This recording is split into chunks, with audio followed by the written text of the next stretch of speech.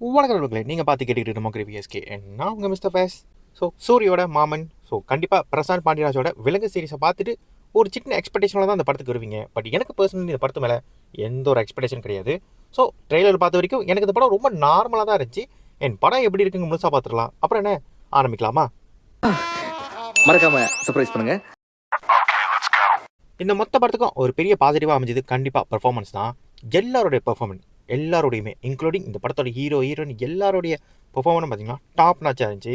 இந்த படத்தை நீங்கள் ஓரளவு ரசித்து பார்த்துட்டு இருக்கீங்கன்னா, இந்த 2.5 மணி நேரம் இந்த படத்தை வந்து ஹோல்டு பண்ணி உங்களை கொண்டு போயிட்டு இருக்குன்னா, கண்டிப்பாக இவங்க அத்தனை படையோட பெர்ஃபார்மன்ஸ் தான். முக்கியமாக எனக்கு ரொம்ப பிடிச்சது வந்து பார்த்தீங்கன்னா பாபா பாஸ்கரோட கேரக்டர் தான். அவரோட பெர்ஃபார்மன்ஸ் வந்து இதுக்கு முன்னுக்கு அவர் இந்த மாதிரி படங்களில் பெருசாக பார்த்துருக்க மாட்டீங்க. அங்கங்கே வந்துட்டு போவாரே தவிர ஃபுல் ஃப்ளெஷ்டாக ஒரு எமோஷனல் ரோலர் கோஸ்டருக்குள்ள மூவிக்குள்ளே அவர் இந்த மாதிரி அடாப்ட் பண்ணி பார்த்ததே கிடையாது.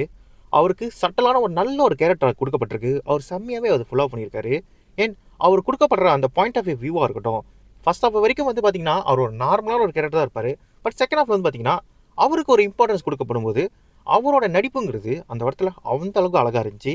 ஏன் எந்த அளவுக்கு அந்த பையன் மேலே அவர் பாசம் வச்சிருக்காருங்கிற அவர் கரெக்டாக அவரோட பாயிண்ட் ஆஃப் வியூவிலேருந்து பக்காவாக நம்மக்கிட்ட காமிச்சிருப்பாங்க.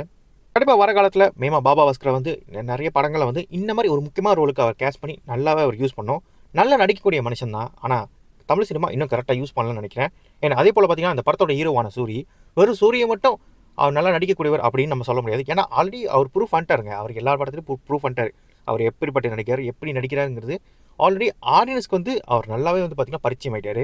ஸோ அவரை தாண்டி வந்து பார்த்திங்கன்னா கண்டிப்பாக இந்த படத்தில் வந்து பார்த்திங்கன்னா நிறைய காம்பினேஷன் சீன் தான் நிறைய இருக்குது.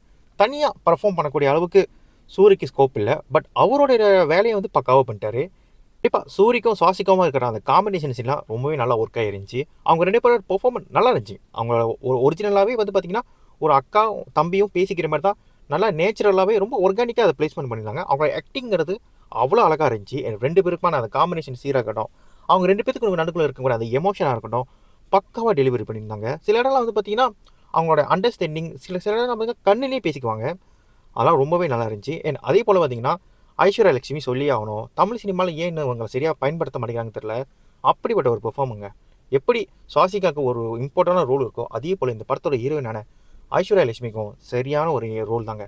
பார்க்க போனால் சூரியோட பேராக தான் வராங்க. பட் பக்காவாக பண்ணியிருக்காங்க. பக்கா அவங்களோட பாயிண்ட் ஆஃப் வியூ எப்படி இருக்கும், ஒரு ஒய்ஃபாக தன்னோட புருஷனுக்காகவும் தன்னோட குடும்பத்துக்காகவும் அவங்க எப்படி நிற்கிறாங்கிறத பக்காவே டெலிவரி பண்ணியிருந்தாங்க. படத்தோட ஹியூமருக்கு கண்டிப்பாக பாலசரவணன் நான் கொஞ்சம் உதவி இருக்காரு. ஸோ ரொம்பவே படத்தோட ஹியூமருங்கிறது அந்தளவுக்கு பெருசாக இல்லைனாலும் அவர் வர சீன்லாம் அப்பப்போ எங்கேயாவது சின்ன சின்ன கவுண்டர் மட்டும் கொடுத்துட்டு போவார். அதே போல் ராஜ்கிரண் அவர் சொல்லவே வேணாம், எப்படிப்பட்ட நடிகர்னு எல்லாருக்கும் தெரியும். ஸோ இந்த படத்தில் அவரோட பெர்ஃபார்மன்ஸ் நல்லா இருந்துச்சுங்க, ரொம்பவே நல்லா இருந்துச்சு. ஒரு நல்ல ஒரு ஃபீல் குட் கொடுக்கக்கூடிய அளவுக்கு அவர் நல்ல ஒரு ரோலை கேரி பண்ணியிருந்தார். முக்கியமாக அவர் வர அந்த இன்ட்ரோ சீன்லாம் பார்த்தீங்கன்னா அட்டகாசமாகவே இருந்துச்சு.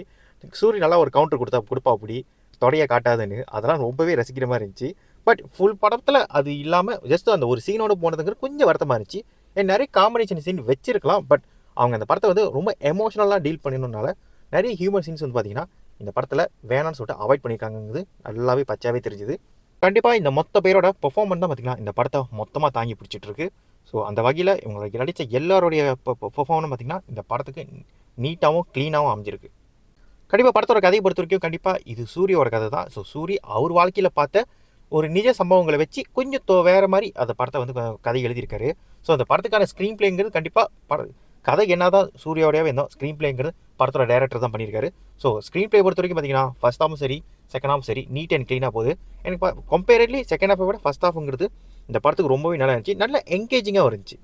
செகண்ட் ஹாஃபில் சில பிரச்சனைகள் இருக்க தான் செய்யுது. பட் ஓவரால் இந்த படம் வந்து பார்த்திங்கன்னா உங்களை ஒன் டைம் பார்க்கக்கூடிய அளவுக்கு ஒரு வாட்சபிளான ஒரு படமாக தான் அமைஞ்சிருக்கு. ஸோ செகண்ட் ஹாஃபில் ஆஃபீஸில் பிரச்சனை இருக்குது தான். பட் என்னங்கிறது நெகட்டிவில் சொல்கிறேன். பட் கொஞ்சம் ஸ்லோவாக ஸ்டெடியாக தான் போகுங்க. நீங்கள் கம்பேரில் ஃபஸ்ட் ஹாஃபை விட செகண்ட் ஹாஃப்ங்கிறது கொஞ்சம் ஸ்லோ அண்ட் ஸ்டெடியாக இருக்கும். ஸோ கொஞ்சம் செகண்ட் ஹாஃபை முடிக்கிறதுங்கிறது கொஞ்சம் பொறுமை தேவைப்படும். ஸோ மற்றபடி இந்த படம் வந்து பார்த்திங்கன்னா ஓரளவு டீசெண்டான ஃபுல் ஹாஃபாக இருக்கும். முக்கியமாக நீங்கள் கிள்ளி விட்டாலே அழுந்துருவீங்கன்னா இந்த படம் உங்களுக்கு தாராளமாக ஒர்க் அவுட் ஆகும். படத்தோட மியூசிக் பார்த்துருக்கோம், இஷா மத்து ஹாப் அவர் தான் பண்ணியிருக்காரு. அவர் ஆல்ரெடி பார்த்தீங்கன்னா அவர் நிறைய ஹிட் ஆல்பம் கொடுத்துருக்காரு. ஸோ இந்த படத்துக்கு பார்த்தீங்கன்னா பெருசாக அவர் ஆல்பம்ங்கிறது ஒர்க் ஆகலை. பட் படத்தோட மியூசிக்ங்கிறது பக்காவாக இருந்துச்சு. பிஜிஎம்லாம் ஓகே, பட் சாங்ஸ் பெருசாக ஒர்க் அவுட் ஆகலை.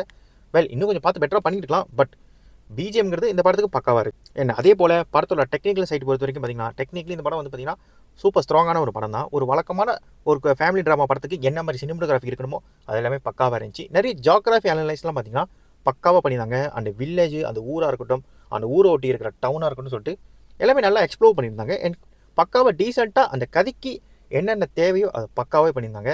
அண்ட் விஜுவலி வந்து பார்த்தீங்கன்னா இந்த படத்தை பெருசாக நீங்கள் குறலாம் சொல்ல முடியாதுங்க. ஒரு வழக்கமாக நீங்கள் ஒரு படம் பார்க்கும்போது எப்படிப்பட்ட ஒரு மனநிலையில் இருப்பீங்களோ அதே மனநிலை தான் இந்த படத்துக்கும். ஸ்டண்ட்டுங்கிறது இந்த படத்துக்கு பெருசாக இல்லை, ஆனால் ஒரே ஒரு ஸ்டண்ட் சீக்வன்ஸ் பண்ணியிருப்பாங்க. அது இந்த படத்துக்கு ஓரளவு டீசெண்டாகவே அமைஞ்சிருந்துச்சு. பெருசாக ஆகும்னு கிடையாது. வழக்கமான ஒரு கமர்ஷியல் படத்துக்குள்ளே இருக்கக்கூடிய ஒரு கமர்ஷியல் வேல்யூக்காக தான் ஆட் பண்ணியிருக்காங்க. பட் எந்த ஒரு இடத்துலையும் அந்த ஸ்டண்ட்டுங்கிறது இந்த படத்தை லேகாவோ ஸ்லோ பண்ணவே இல்லை. அது கரெக்டாக ஃபஸ்ட் ஹாஃபில் பக்காவாக பிளேஸ்மெண்ட் பண்ணப்பட்டிருக்கு. ஸோ அப்படியே நெகட்டிவ்ட்ட போயிடுவோம். ஸோ நெகட்டிவ் பொறுத்த வரைக்கும் கண்டிப்பாக இந்த படத்தில் வந்து மிக முக்கியமான பிரச்சனையாக பார்க்கப்படுது இந்த படத்தோட செகண்ட் ஹாஃப் தான். ஃபஸ்ட் ஹாஃப் வரைக்கும் பார்த்தீங்கன்னா உங்களை கரெக்டாக பக்காவாக செட் பண்ணி கொண்டு போயிருப்பாங்க. இத்தனைக்கும் சாங்ஸ் இருக்கும், ஃபைட் இருக்கும், ஏன் எல்லா கேரக்டர்ஸும் வந்து பார்த்தீங்கன்னா அவங்களோட அந்த ஹியூமர்லேருந்து எல்லாமே பக்காவாக ஒர்க் அவுட் ஆயிருக்கும். உங்களோட பாயிண்ட் ஆஃப் வியூவே மாற்றி பக்காவாக செட் பண்ணி உங்களை இன்டர்வலில் கொண்டு வந்திருப்பாங்க. பட் செகண்ட் ஹாஃப் ஆரம்பிக்கும் போது பார்த்தீங்கன்னா நல்லா ஆரம்பிச்சிருக்கும். பட் படம் போக போக பார்த்தீங்கன்னா ஒரு விதமான லேகோ ஸ்லோவோ கண்டிப்பாக உங்களுக்கு அது வரும். அதுக்கு முக்கியமான காரணம் இந்த படத்தோட எமோஷன் வேல்யூங்கிறது சரியாக கொடுக்கப்படவே இல்லை. நிறைய எமோஷன் வந்து பார்த்திங்கன்னா ஒர்க் ஆகவே இல்லை. சில இடங்களில் ஒர்க் ஆகிருக்கு, சில இடங்களில் வந்து பார்த்திங்கன்னா தாராளமாக ஒர்க் ஆகிருக்கு, எல்லாமே ஓகே. பட் நிறைய முக்கியமான எமோஷன் வந்து பார்த்திங்கன்னா இந்த படத்துக்கு தேவையில்லாத எமோஷன்லாம் நிறையவே இருக்குது. அது ஒரு விதமான கடுப்பை கிளப்பி விட்டுருது. பொதுவாக அந்த ஃபேமிலி ட்ராமா படம்னு வந்துட்டாலே ரொம்ப சிம்பிளுங்க. எல்லாருக்கும் அவனுக்கு தனித்தனியாக பாயிண்ட் ஆஃப் வியூ இருக்கும், தனிப்பட்ட நியாயங்கள் இருக்கும். பட் அந்த தனிப்பட்ட நியாயங்கிறது கண்டிப்பாக ஒருத்தருக்கு இன்னொருத்தருக்கும் வந்து பார்த்திங்கன்னா அது செட் ஆகாது. ஏதோ ஒரு வகையில் தப்பாவோ இல்லை ஒரு ஆர்கியூமெண்ட்டமாக வரும். அதை எப்படி கரெக்டாக சொல்யூட் பண்ணணுங்கிறது தான் முக்கியம். பட் அது இந்த படத்தில் பார்த்தீங்கன்னா கரெக்டாக சொல்யூஷன் பண்ணவே இல்லை, அட்ரஸே பண்ணலைங்க. சில பிரச்சனைலாம் அப்படியே விட்டு போயிட்டாங்க. எப்படி பேசி எப்படி அந்த பிரச்சனையை தீர்த்துக்கிட்டாங்க, அந்த பிரச்சனை மூலிமா நம்ம என்ன எடுத்துக்கிட்டோம், நம்மளை எந்த வகையில் வந்து பார்த்திங்கன்னா அந்த எமோஷன் வந்து நம்மளை வந்து கடத்தினாங்கிறத கொஞ்சம் கூட அவங்க வந்து காட்டவே இல்லை. படம் பாட்டுக்கு இஷ்டத்துக்கு போதுங்க, இஷ்டத்துக்கு பேசுகிறாங்க. நாத்தனாருக்கும் மச்சினிக்கும் சண்டைங்கிறாங்க, மாமா மச்சான் பிரச்சனைங்கிறாங்க, அப்படியே போனீங்கன்னா புருஷ பொண்டாட்டி பிரச்சனைங்கிறாங்க. ஸோ அந்த படம் வந்து பார்த்திங்கன்னா கான்ஃப்ளிக்ட் அடுக்கிக்கிட்டே போதே தவிர பட் அதுக்கான சொல்யூஷனை ப்ராப்பராக கொடுக்கவே இல்லை. கொடுக்க பார்த்துருக்காங்க, பட் சரியாக கொடுக்கலன்னு சொல்கிறேன். அதாவது எக்ஸாக்டாக உங்களுக்கு புரிகிற மாதிரியோ இல்லை தெளிவாக சொல்கிற மாதிரியோ டயலாகாவோ சீனாவோ ஒரு எமோஷன் வேல்யூவோட பக்காவாக அவங்ககிட்ட கடத்தவே இல்லை. இதுதான் இந்த படத்தோட மிகப்பெரிய அடியே. ஸோ இந்த மாதிரி வந்து கடத்ததுனால பார்த்தீங்கன்னா இந்த படம் பார்த்தீங்கன்னா எதை நோக்கி போகுது, உண்மையிலே நம்ம என்ன மாதிரி படத்துக்குள்ளே உட்காந்துருக்கோங்கிறத போகிற போக்கில் பார்த்தீங்கன்னா நமக்கே இந்த படம் வந்து பார்த்திங்கன்னா ஒரு டவுட்டை க்ரியேட் பண்ணிடும். இதெல்லாம் பார்த்து பண்ணியிருந்தாலே பார்த்தீங்கன்னா இந்த படம் வந்து ஒரு வண்டர்ஃபுல்லான ஒரு ஃபீல் குட் படமாக மாறி இருக்கும். பட் இந்த படம் வந்து பார்த்தீங்கன்னா உங்களுக்கு ஒரு ஃபீல் குட் படமாக இருக்காது. லிட்ரலி உங்களுக்கு ஒரு சீரியல் பார்க்குற வைப்புங்கிறது இந்த படம் நிறைய இடத்துல கொடுக்கும். ஏன்னா நிறைய எமோஷன் வந்து ஓவர் டியூ பண்ணியிருக்காங்க. அந்த எமோஷனுக்கு கரெக்டாக வேல்யூ பண்ணி நிறுத்தி நிதானமாக நம் ஆடியன்ஸுக்கு புரிகிற மாதிரி அந்த எமோஷனை கன்வே பண்ணவே இல்லை. இதுதான் இந்த படத்தோட மொத்த பிரச்சனையுமே. இதை கொஞ்சம் பெட்டராக பார்த்து பண்ணியிருந்தால் இன்னுமே இந்த படம் வேறு மாதிரி வந்திருக்கும். ஆக்சுவலி ஸ்க்ரீன் பிளே எழுதும்போதே முடிவு பண்ணிட்டாங்க போல் எல்லா கேரக்டரும் மேக்ஸிமம் அழுவணும், கத்தணும். இதை தவிர வேறு எந்த ஒரு கேரக்டருமே பண்ணலை. ஒரு சில கேரக்டர் தாங்க நல்லா எழுதியிருக்காரு. முன்னாடி சொன்னது போல் இந்த பாபா பாஸ்கர் கேரக்டர் வந்து பார்த்திங்கன்னா அவ்வளோ அழகாக எழுதப்பட்டுருந்துச்சு. அவர் கொடுத்த அந்த கேரக்டராக இருக்க ஒவ்வொரு கேரக்டருக்கும் கொடுத்துருந்தா வேறு லெவலில் இருந்திருக்கும். இந்த படத்தோட டியூரேஷனும் ஒரு மைனஸ் தான் சொல்லுவேன். ஏன்னா இந்த படத்தோட அவங்க எடிட்டிங் பேட்டர்லாம் வச்சு பார்க்கும்போது டெக்னிக்கலாக இந்த படம் வந்து பார்த்திங்கன்னா 2.5 மணி நேரத்துக்கு மேலே போகக்கூடிய ஒரு படம் தான். இவங்க ட்ரீம் பண்ணி இந்த படம் பார்த்திங்கன்னா 2.5 மணி நேரமாக கொடுத்துருக்காங்க. பட் என்னை கேட்டிங்கன்னா இந்த படத்தை இன்னுமே நல்லா கட் ஷார்ட் பண்ணலாம். அதாவது ஒரு 2 மணி நேரம், அதாவது 2 மணி நேரம் 10 நிமிஷமாக கூட இந்த படத்தை ப்ரெசென்ட் பண்ண முடியும். ஏன்னா நிறைய அன்வான்ட் சீன் நிறைய இருக்கோ அப்படின்னு தோணுது. முக்கியமாக செகண்ட் ஹாஃப்லாம் பார்த்திங்கன்னா ராஜ்கிரண் போர்ஷன்லாம் வந்து பார்த்திங்கன்னா ரொம்பவே இழுத்துட்டாங்களோ அப்படிங்கிற தாட் இருக்க தான் செய்யுது. அது மாதிரி நிறைய சீன் இருக்குங்க படத்தில்.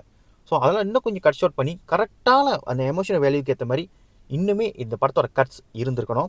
ஸோ எடிட்டிங் இந்த படத்தில் வந்து பார்த்திங்கன்னா மேஜர் ரோல் பண்ணியிருக்காங்க, பட் அந்தளவுக்கு பண்ணலை. இன்னுமே பெட்டராக இந்த படத்தை வந்து கட் பண்ணி இன்னும் கிரிப்ஸாகவே இந்த படத்தை நம்மகிட்ட கொடுத்துருக்கலாம். எனக்கு முன்னாடியே சொல்லியிருப்பேன், இந்த படத்தோட சாங்ஸுங்கிறது அந்தளவுக்கு ஒர்க் ஆகலை.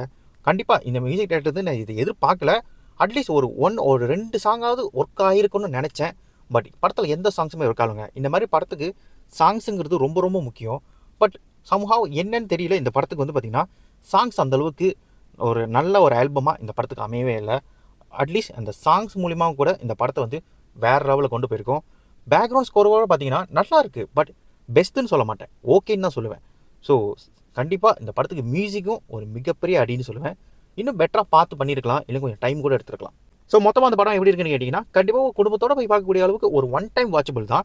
டூரிஸ்ட் ஃபேமிலி லெவலுக்கு எக்ஸ்பெக்டேஷன் பண்ண போகாதீங்க. அதே மாதிரி விலங்கு வெப் சீரிஸை பார்த்துட்டு இந்த படமாக வேறு லெவலில் இருக்கும் அப்படின்னு எந்த ஒரு ஹைப்புமே இல்லாமல், எக்ஸ்பெக்டேஷனே இல்லாமல் போய் உட்காந்திங்கன்னா இந்த படம் ஒரு ஒன் டைம் வாட்ச்வால் இருக்கும். கண்டிப்பாக அந்த படம் ஒரு மிட் வாட்ச் தான். பெஸ்ட்டுன்னு சொல்ல மாட்டேன், ஒஸ்ட்டுன்னு சொல்ல மாட்டேன். பட் நல்லா ஒர்க் ஆகிருக்கு, நிறைய மூமெண்ட் ஒர்க் ஆகிருக்கு. பட் இந்த படத்தோட செகண்ட் ஹாஃப் மட்டும் கொஞ்சம் பொறுத்துக்கிறீங்கன்னா இந்த படம் வந்து ஒரு ஓரளவு ஒரு வாட்சபிளான ஒரு படம் தான். ஸோ பார்க்கணும் நினைக்கிறோம், குடும்பத்தோடய தாராளமாக பாருங்கள். எந்த ஒரு வல்காரிட்டியுமே எதுவுமே இல்லாமல் ஒரு நல்ல அப்படி குடும்பத்தோடு போயிட்டு ஜாலியாக என்ஜாய் பண்ணக்கூடிய ஒரு நல்ல ஒரு படமாக தான் அமைஞ்சிருக்கு. ஸோ சில பல குறைகள் இருந்தாலும் இந்த படம் மேபி குடும்பத்தோடு என்ஜாய் பண்ணுற அளவுக்கு ஒரு நல்ல ஒரு படமாக தான் அமைஞ்சிருக்கு. நிறைய எமோஷன் பர்சனாக இருந்தீங்கன்னா இந்த படம் கண்டிப்பாக உங்களுக்கு டக்குன்னு கனெக்ட் ஆகிறதுக்கு நிறைய வாய்ப்புகள் இருக்குது. ஸோ நான் வேற ஒரு வீடியோவை சந்திக்கிறேன். அப்புறம் என்ன, வரட்டா?